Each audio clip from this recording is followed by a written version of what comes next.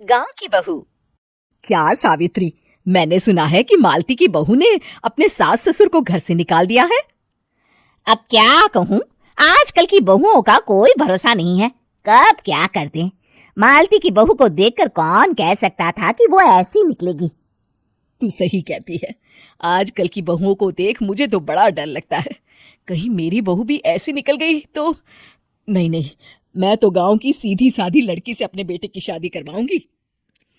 इस तरह एक दिन गायत्री अपने बेटे की शादी गांव में रहने वाली मीना नाम की लड़की से करवा देती है। ये लीजिए माँ जी, आपके लिए गर्मा गर्म नाश्ता और चाय। अरे वाह बहू, सच कह रही हूँ, जब से तू इस घर में आई है मुझे तो बड़ा आराम है। तेरे जैसी बहू तो किस्मत वालों को मिलती है। का माँ जी, अब इतनी भी तारीफ मत करिए ना। धीरे धीरे मीना गायत्री की चहेती बन जाती है और मीना भी गायत्री को कभी शिकायत का मौका नहीं देती थी। फिर एक दिन, ये ले बहू, आज मैं बाजार से तेरे लिए साड़ी लाई हूँ। साड़ी देखते ही मीना का मुंह लटक जाता है। का माँ जी, ये भी कोई साड़ी है? ना, मुझे तो बिल्कुल पसंद नहीं आई। अरे लाना ही था तो कोई अच्छी महंगी वाली साड़ी ले आती मेरे लिए। आप तो ये सस्ती साड़ी उठा लाई। मुझे नहीं ना चाहिए आपकी ये साड़ी, आप ही पहनिए इसे। अरे ये क्या बहू, तू तो आजकल कुछ ज्यादा ही नखरे दिखा रही है। मैं इतने प्यार से तेरे लिए साड़ी लेकर आई हूँ और तू है कि उल्टा मुझे ही दो बातें सुना रही है। अरे माँ जी, आप अपने लिए तो बड़ी डिजाइनदार और महंगी महंगी साड़ियां खरीदती हैं और मेरे लिए ये सस्ती साड़ी ले आई। आप समझती हैं कि मैं गांव से आई हूँ इसलिए मुझे कुछ नहीं पता। हाँ, अरे कुछ नहीं, तुझे शहर की हवा लग गई है बहू। इस तरह दोनों सास बहू में रोज किसी न किसी बात पर लड़ाइयां शुरू हो जाती थीं। एक दिन गायत्री अपनी कुछ सहेलियों को अपने घर चाय पर बुलाती है।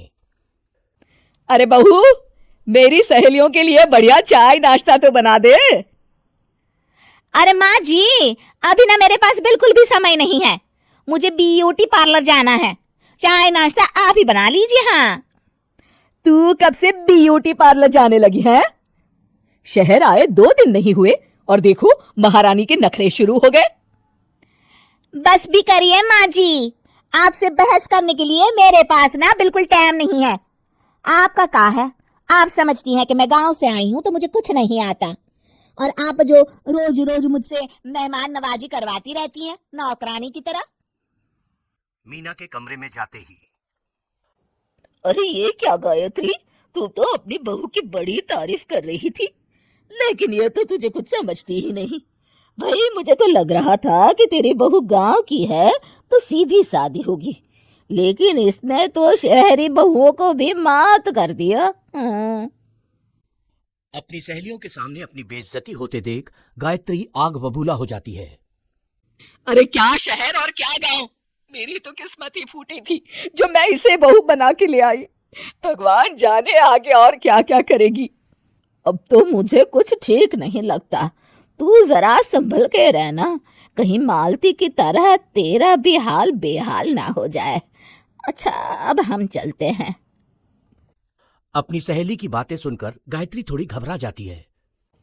अरे ये सुशीला क्या बोलकर चली गई, कहीं इसकी बात सच ना निकल जाए। दूसरी तरफ मीना सारी बातें सुन लेती है। अगले दिन से गायत्री अपनी बहू से कोई काम करवाने से पहले 10 बार सोचती थी। ज्यादातर काम वो खुद ही कर लेती थी। अचानक अपनी सास में आए इस बदलाव को देख मीना, लाइए ना माँ जी, मैं कर देती हूँ ना काम। एक बात पूछूं माँ जी, आजकल ना आप बड़ी चुप चुप सी रहती हैं, और अब मुझसे झगड़ना तो दूर, मुझसे खुल के बात तक नहीं करती आप। कुछ नहीं बहू, ऐसे ही। मीना अपनी सास की मंशा भांप जाती है और मुस्कुराते हुए कहती है, अरे माँ जी, चिंता मत करिए, मैं आपको घर से नहीं ना निकालने वाली। ये डर आप अपने मन से निकाल दीजिए। अरे छोटे मोटे झगड़े तो हर घर में होते रहते हैं, चाहे कुछ भी हो जाए, आप मेरी सासू माँ हो। मैं तो जिंदगी भर आपकी सेवा करूंगी माँ जी। अपनी बहू की बातें सुन गायत्री को एक प्रकार का संतोष होता है और उसकी सारी चिंताएं दूर हो जाती है।